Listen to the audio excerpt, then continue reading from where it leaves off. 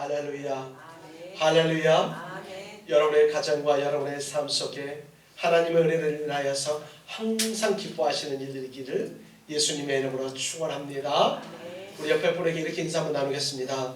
당신을 보니 오늘 제가 너무 기쁩니다. 그래서 한 번 더 사랑하고 축복합니다. 사랑하는 성도 여러분, 사랑하고 축복합니다. 아멘. 오늘이 며칠이죠? 잊어버렸나? 2월 9일. 네, 2월 9일입니다. 1885년 2월 9일에도 우리나라에 놀라운 일이 있었습니다. 한국 최초의 개신교 의료 선교사인 이 알렌이 병원을 설립한 말입니다.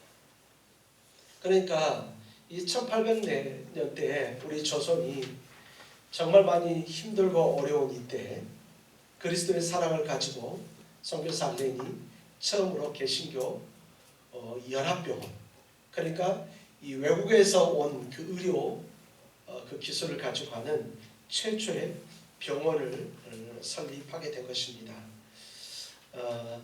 그래서 이 병원을 통해서 복음도 전하고 또 힘없고 또 돈 없는 우리나라 민초들, 백성들을 어떻게 해서든 사랑으로 섬겨야 되겠다 해서 바로 병원을 설립한 날이 1885년 2월 9일입니다. 2월 9일에 대해서 또 한번 찾아봤더니 오늘이 또 어떤 날이냐 보니까 미국의 남북 전쟁이 아주 한참이었습니다. 한참인데 도저히 어떻게 가름해야 될지 잘 모르는 시기였습니다.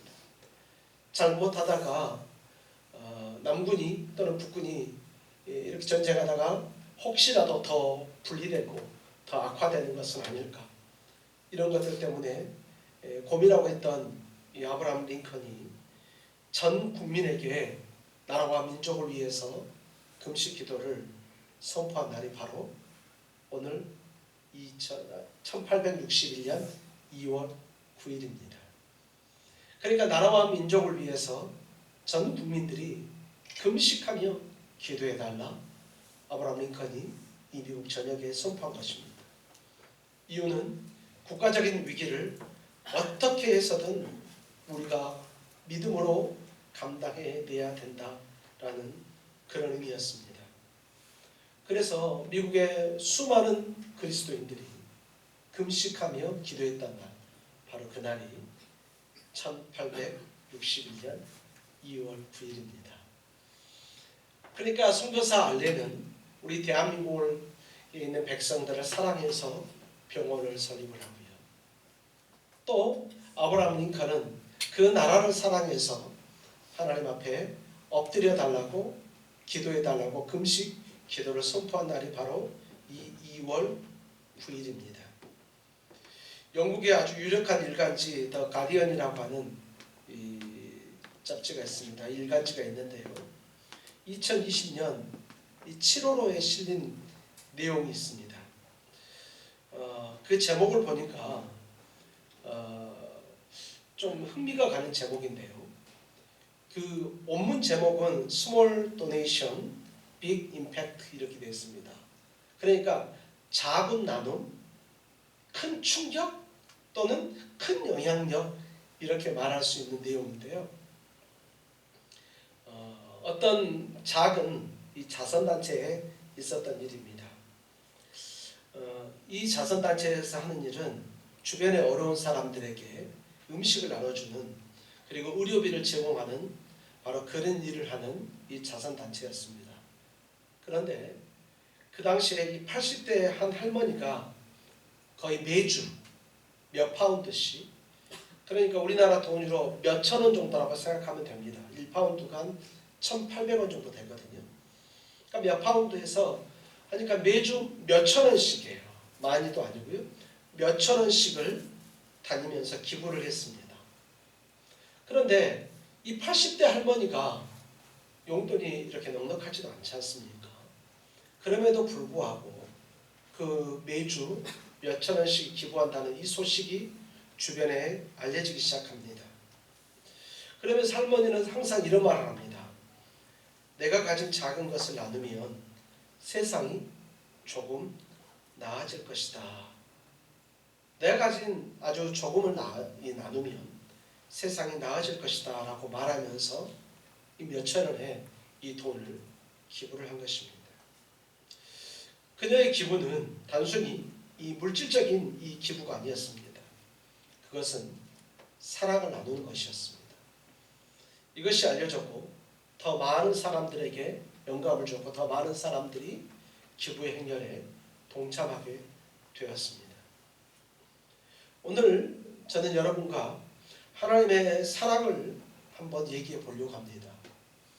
우리가 받은 그 하나님의 사랑, 그 하나님의 사랑을 우리가 주제로 삼고 말씀을 나눠보려고 합니다.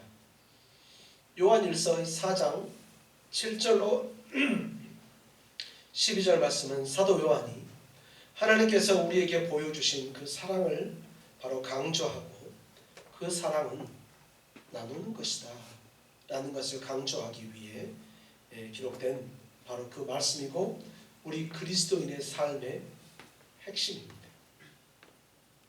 하나님께서 우리를 사랑하신 것처럼 우리도 서로 사랑해야 한다는 말을 오늘 우리에게 말씀하고 있는 것입니다. 우리는 이 말씀을 통해서 하나님의 진정한 사랑의 의미가 무엇인가를 우리가 다시 한번 더 깨달아야 될 줄 믿습니다. 하나님의 사랑은 여기 있는 저와 여러분이 받은 사랑입니다. 또한 우리가 이웃에게 나누어 주어야 될 사랑이라는 것입니다. 앞서 말했던 그 80세의 그 할머니가 나눴던 아주 작은 사랑의 섬김이 많은 사람들에게 큰 변화를 가져왔던 것처럼 우리의 사랑이 저와 여러분이 섬기는 이 사랑이 우리 주변뿐만 아니라 이 나라의 민족 또는 세상 모든 것에 큰 변화가 가져올 수 있다는 사실을 여러분 반드시 믿고 의지하는 우리 모두가 되기를 소망합니다. 우리 9절 같이 한번 읽어볼까요? 9절 같이 다 함께 읽어보겠습니다. 시작. 하나님의 사랑이 우리에게 이렇게 나타난 바 되었으니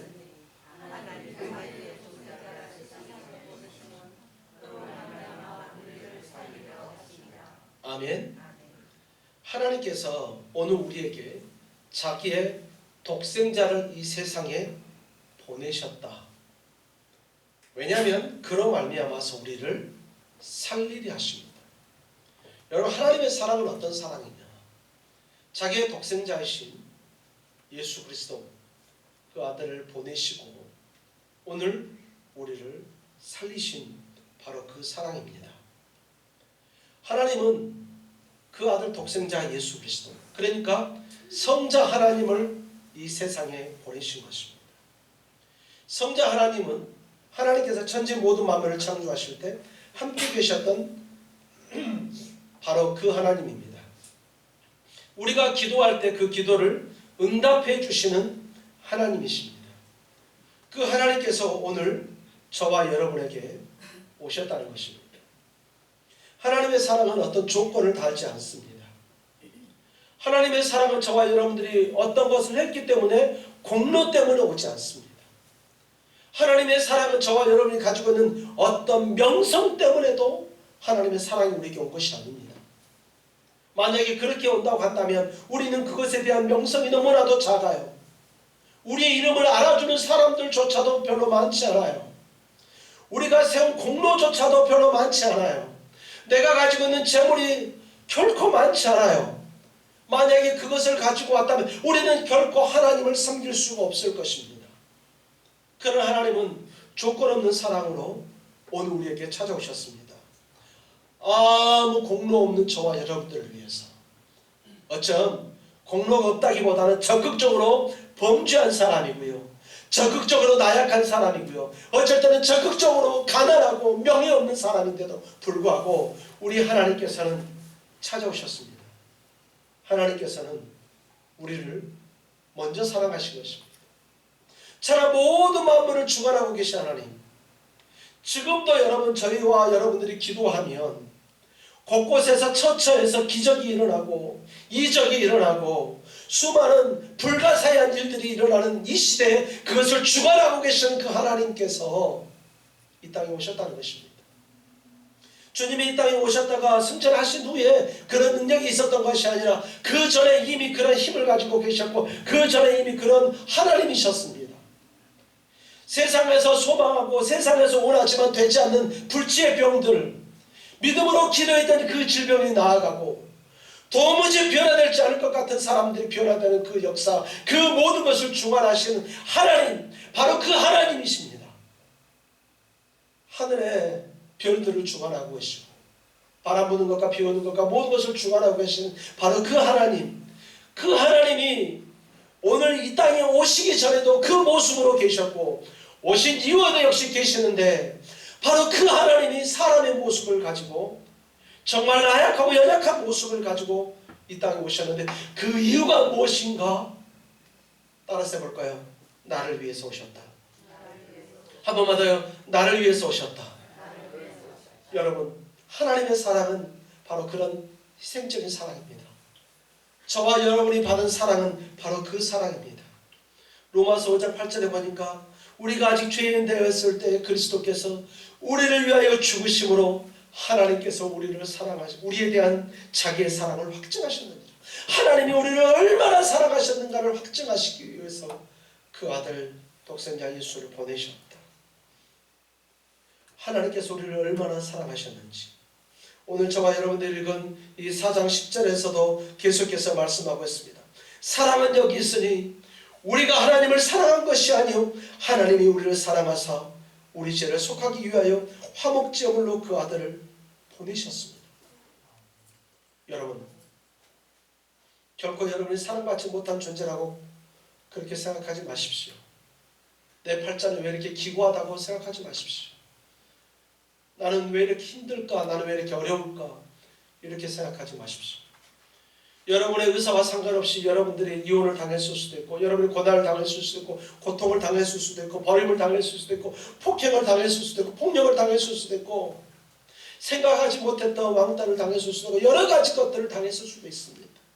우리 인생을 살아가면서 어떤 사람이 다 행복하고 어떤 사람이 다 나는 만족하다고 말할 수 있겠습니까? 많은 사람들이 그렇게 할 수 있습니다. 그러나 여러분, 세상의 모든 사람들이 우리를 버렸다 할지라도 우리 하나님은 우리를 버리지 않습니다. 세상에 많은 사람이 나에게 아픔을 주고 고난을 주고 눈물을 지게 한다 할지라도 하나님이 나를 사랑하십니다. 내 인생은 내 팔자는 왜 이렇게 기구하다 이렇게 탄식한다 할지라도 결코 그렇지 않습니다. 천지 모든 만물을 지으신 하나님께서 오늘 여기 있는 저와 여러분들을 사랑하십니다. 그 사랑을 받은 여러분들을 다시 한번 더 예수님의 이름으로 축원합니다. 다시 한번 더 예수님의 이름으로 축원합니다. 우리는 이 하나님의 사랑을 경험하고 이 하나님의 사랑을 우리가 느낄 수 있어야 합니다. 내가 하나님의 이 사랑을 느끼고 하나님의 이 사랑을 경험할 때에야 정말로 내가 어떤 사람인가를 알게 되고 그 사랑 안에서 평안을 누릴 수 있다는 것입니다. 여러분에게 리차드 맥다니엘이라고 하는 한 의사를 소개하고 싶습니다. 이 사람은 미국의 아주 작은 마을의 한 의사였습니다. 그 사람은 주변에 이 아픈 사람들을 위해서 치료를 계속해서 제공했습니다. 여러분들도 TV를 통해서든지 또는 풍문을 통해서 들으셨겠지만 미국의 의료비가 보통 비싼 게 아니에요. 우리 한국처럼 의료보험이 되어 있질 않아요. 의료보험 넣는다는 게 얼마나 많은 돈을 내야 되는지 몰라요. 그러니까 거의 의료비를 내지 이 의료를 제대로 받을 수가 없어요. 그런데 이 리차드 맥다니엘은 그가 가지고 있는 그 의료 기술, 의사가 되기 위해서는 얼마나 노력합니까? 그리고 의사를 통해서 부를 축적하기도 합니다. 그러나 이 사람은 많은 병원비를 낼 수 없는 사람들에게 다가가서 무료로 치료를 해줍니다. 이유가 무엇이었을까요? 바로 그가 받은 하나님의 사랑이었기 때문입니다. 그가 받은 하나님의 사랑을 그는 기억하고 있었기 때문에 돈을 받지 않고 도저히 힘들어서 돈을 낼 수 없는 사람들에게 찾아가서 그 치료를 해준 것입니다. 여러분, 하나님의 사랑은 말이죠, 마치 이런 거예요. 내가 꼭 필요할 때 하나님 거기 계십니다. 나는 하나님 계시지 않는 것 같고, 외인 것 같고, 마치 사막에 서 있는 것 같고, 바다 한가운데 서 있는 것 같아서 내가 무엇을 어떻게 해야 될지 모르는 것 같지만 그렇지 않습니다. 여러분 곁에 우리 하나님 계십니다. 여러분을 위해서 하나님께서는 예수 그리스도를 보내주셨습니다.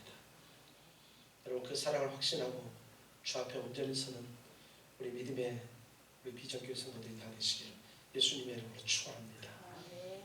우리 11절 같이 한번 읽어볼까요? 11절 같이 한번 읽어보겠습니다. 함께 있습니다.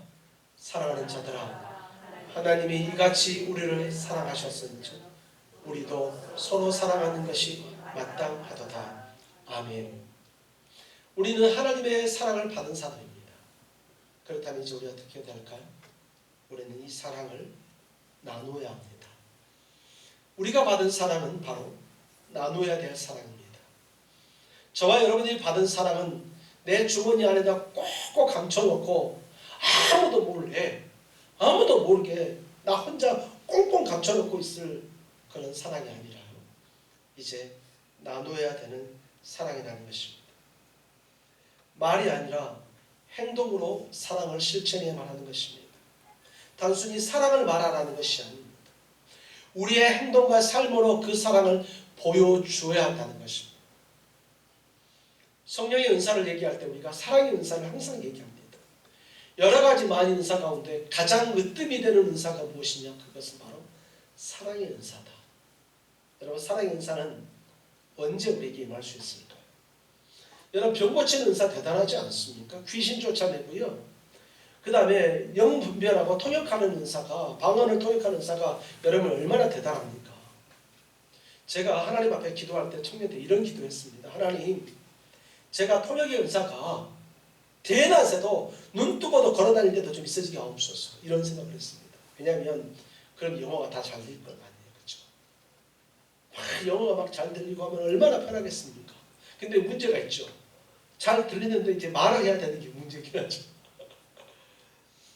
많은 사람들이요, 신유의 은사가 있다고, 병 고치는 은사가 있다고 하면 정말 대단한 분으로 봅니다. 저 역시도 그렇게 보았고. 그런데 성경에서 말하는 가장 대단한 은사는 뭐냐? 그것은 바로 사랑의 은사입니다. 그럼 사랑의 은사는 교회에서 정말 뜨겁게 눈물을 흘리면서 며칠 밤낮을 새면서 금식하며 기도하며 생기는 것이 사랑의 은사냐? 제가 본 성경에서는 그렇지 않습니다. 제가 성경을 보면서 깨달은 사랑의 은사는 그렇지 않습니다. 그 사랑의 은사는 어디에서부터 시작됩니까? 주머니에서부터 시작됩니다. 내가 가지고 있는 사탕 하나를 가지고 말이죠, 울고 있는 아주 어린 아이한테 줄 수 있는가? 내가 가지고 있는 작은 물질이지만 힘들고 어려운 사람을 위해서 나눠줄 수 있는가? 내가 가지고 있는 작은 힘이지만 어려운 사람을 위해서 도와줄 수 있는가? 요즘에는 그런 분들이 별로 없습니다만 옛날에는 여기저기 리어카를 끌고 가는 사람들이 그렇게 많았잖아요. 연탄도 리어카로 배달했죠. 이삿짐도 리어카로 옮겼죠. 어떤 짐들도 리어카로 옮겼지 않습니까? 평지는 그래도 가는데 조금의 고가 있으면 왜 그렇게 힘들었습니까? 그때 가만히 있지 않았습니다. 우리나라 사람들은 335 거기에 가서 말이죠, 그 리어카를 밀어줬습니다. 여러분, 그 리어카를 미는 힘만큼 오늘 저와 여러분에게서 사랑의 은사가 나타나는 것입니다. 도로 한복판에 갑자기 트럭이 쏟아졌고요, 트럭에 실려있던 그 술병들이 깨져서 난리가 났습니다. 그런데 말이죠, 몇 분 안에 그 모든 것이 다 깨끗하게 정리가 된 거예요. 그 주변을 봤던, 그 모습을 본 주변에 상가에 있는 사람들이 335 다 집에서 빗자루 하고 이 쓰레받기를 가지고 와서 말이죠, 얼른 가서 그걸 다 쓰는 거예요. 그리고 멀쩡한 것을 가져가지고 다시 해주고 말이죠. 그런 모습들을 보여준 것이 바로 우리나라입니다. 여러분, 사랑의 은사는 바로 그럴 때 시작되어지는 것입니다. 사랑의 은사는요, 사랑이 중요하다, 사랑한다 말 몇 마디 한다고 해서 사랑의 은사가 나타나는 게 아니에요. 하나님께서는 우리에게 말씀하십니다. 주님께서 요한복음 13장 34절로 35절에서 새 계명을 너희에게 주노니 서로 사랑하라. 내가 너희를 사랑한 같이 너희도 서로 사랑하라. 이로써 모든 사람이 너희가 내 제자인 줄 아리라. 사랑하는 성도 여러분, 우리가 받은 사랑은 나가서 증거하는 것입니다. 나가서 나눠주는 것이 바로 우리가 해야 될 사랑인 것입니다. 필리핀에 한 교회가 있습니다. 2019년에 있었던 일인데요. 마닐라에 엄청나게 큰 화재가 발생했습니다. 수많은 이 사람들이 집을 잃어버렸습니다. 그때 제일 먼저 나선 데가 어디냐? 바로 교회였습니다. 그 지역에 있는 교회들이 즉각적으로 나서기 시작했습니다. 그 지역에 있는 교회들, 그 성도들은 단 한 푼의 어떤 대가도 바라지 않고 스스로 자원해서 말이죠. 그들을 돕고 구호 물품을 전달하고 그 불타는 지역으로 나아갔습니다. 그들을 위해서 기도하고 위로의 말씀을 전해 주었습니다. 물질만 주는 것이 아니라 도와주는 것이 아니라 그들과 함께 그 자리에 있어 준 것입니다. 여러분, 이런 사람들이 진정한 그리스도인이고 우리가 바로 그런 하나님의 사람들이 되어야 될 줄 믿습니다. 우리가 나눈 사랑은 말이죠.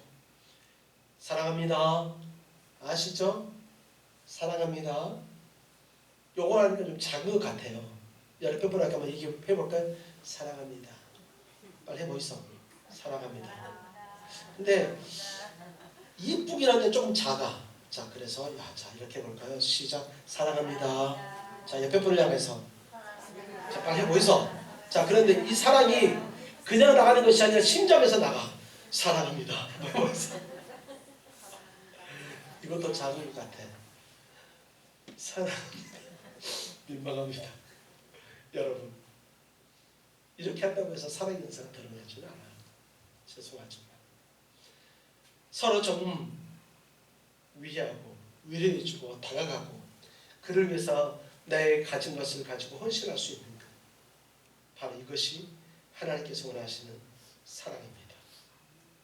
여러분, 우리가 하는 이 자그마한 사랑이 세상을 변화시킵니다. 여러분들이 하는 아주 자그마한 사랑이 아무것도 아닌 것 같지만 그때는 정말로 아무것도 아닌 것 같습니다. 그리고 사랑을 베푼 저와 여러분들은 잊어버립니다. 그게 어떤 의미인지도 모르고 그냥 잊어버립니다. 그런데 말이죠, 그들의 입에서는 이런 말이 나옵니다. 선생님, 제가 선생님을 보니까 저도 예수 믿게 되겠네요. 아멘 한번 해보이소. 여러분들이 전한 그 사랑의 그 하나 때문에 아직도 이 세상은 살맛이 나고 하고 자살할 사람이 다시 돌이켜옵니다. 선생님의 그 말씀대로 저도 한번 예수님 믿어보랍니다. 자식을 먼저, 미성년자 자식을 먼저 하늘로 떠나보냈던 그 엄마의 고백입니다. 여러분, 우리가 할 수 있는 건 그렇게 많지 않아요. 돈을 줘서가 아니고요. 내가 땀을 흘려주고요. 옆에 가서 위로해주고 옆에 가서 기도해주는 이거 하나가 말이죠. 그들의 입에서 나온 고백들입니다. 그 말을 처음 들었을 때 쑥스럽기도 하고 그 말을 들었을 때 내가 이런 말을 들어도 되나 싶을지 모르겠지만 그러나 여러분, 오늘 저와 여러분들이 받은 사랑은 그들이 뭐라고 말하든지 간에 우리는 나눠야 되는 것입니다. 그런 사랑을 나누는 우리 모두가 되기를 예수님의 이름으로 축원합니다. 여러분, 하나님께서 우리에게 주신 사랑은요, 불완전한 사랑이 아니에요. 사람들은 사랑해서 결혼합니다. 그러나 어느 순간 되면 말이죠, 사랑이 떠나기도 해요. 세상 누구도 자식을 버리지 않는다고 하지만 그렇지 않잖아요. 자기 배로 그렇게 힘들게 난 자식도 버리는 부모들이 있어요. 그렇게 사랑한다고 얘기했으면서 연애하다가 말이죠, 헤어지는 경우도 있어요. 이 사랑 모든 것은 불완전해요. 사람들이 하는 사랑은 다 그렇게 불완전합니다. 그러나 여러분, 하나님의 사랑은 완전합니다. 12절 말씀 우리 같이 한번 읽어보겠습니다. 함께 했습니다. 시작. 어느 때나 하나님을 본 사람은 없으되 만일 우리가 서로 사랑하면 하나님이 우리 안에 거하시고 그의 사랑이 우리 안에 온전히 이루어지느니라. 아멘. 여러분, 하나님의 사랑은 온전한 사랑입니다. 완벽한 사랑입니다. 그 사랑은 조금 더 변함이 없습니다. 우리를 사랑하신 그 사랑은, 그 하나님의 사랑은 결코 변하지 않습니다.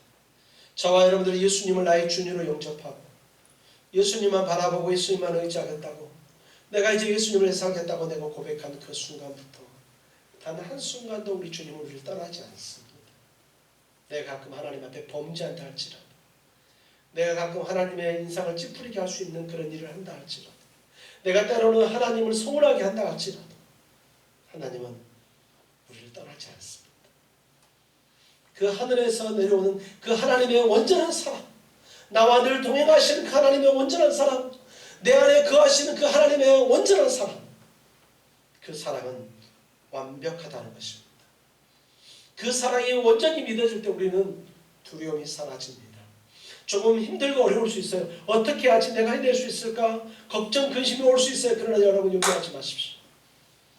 하나님의 사랑은 우리를 온전하게 이끌어 주십니다. 하나님의 사랑은 우리를 완벽하게 지켜주신다는 것입니다.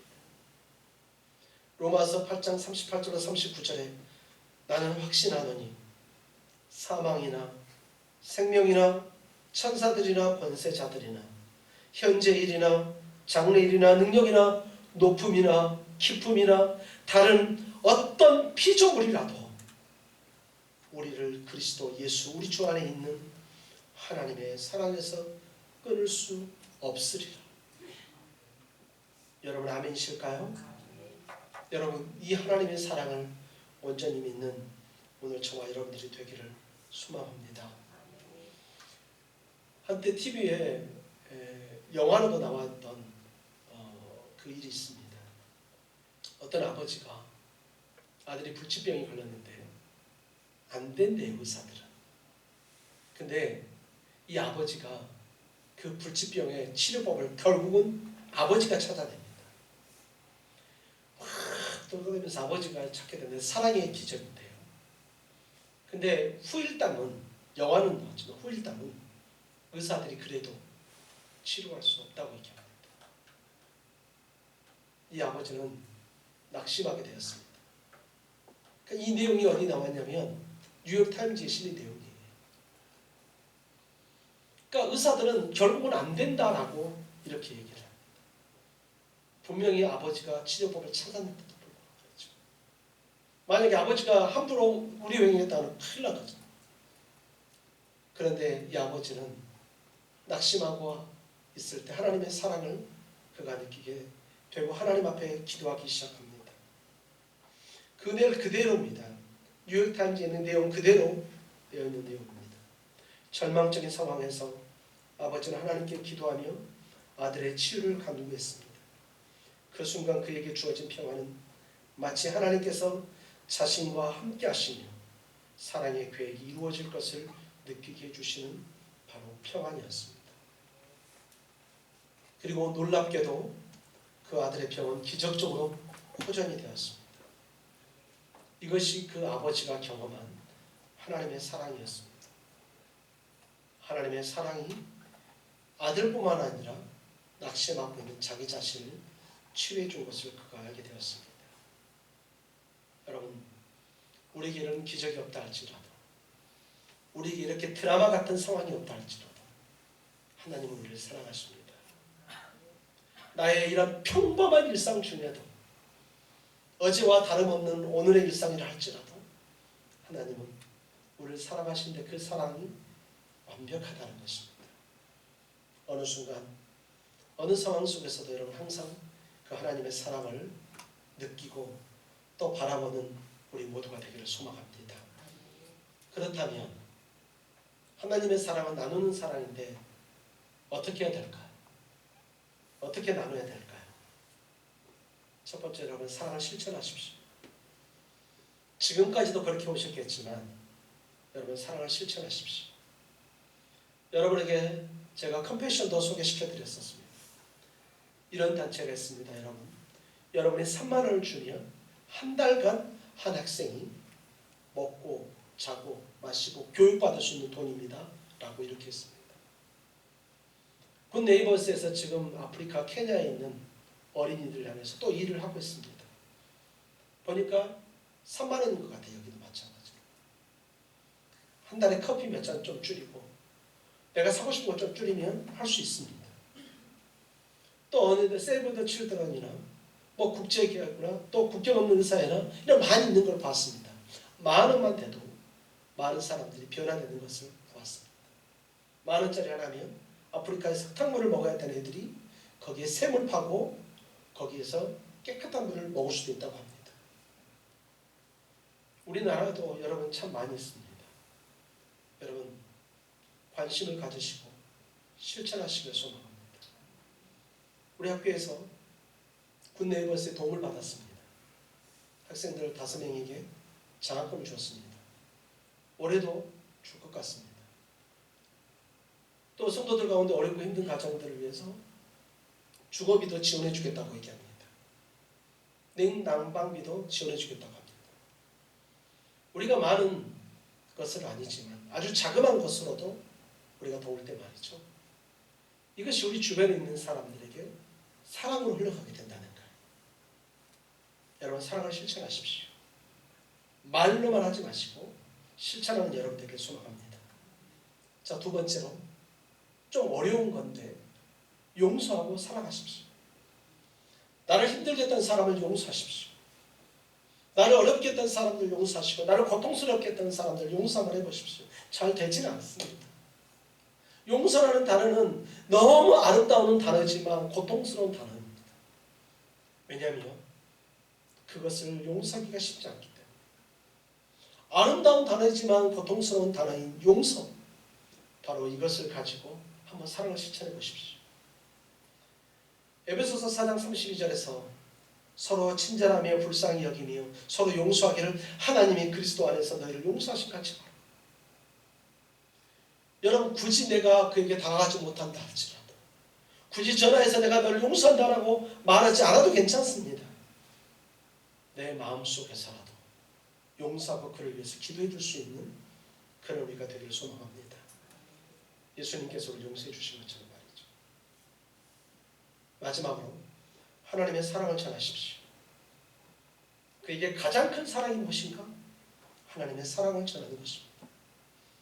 마태복음 5장 14절에 너희는 세상의 빛이라 산에 있는 동네가 숨겨지지 못할 것이요 라고 말하고 있습니다. 세상에서 가장 큰 사랑은 바로 복음을 전하는 것입니다. 여러분들이 사랑하는 사람들에게 복음을 전하십시오. 그들에게 예수님을 전하십시오. 여러분들이 구체적으로 예수님을 어떻게 전해야 될지 모른다면 그들을 교회로 인도하십시오.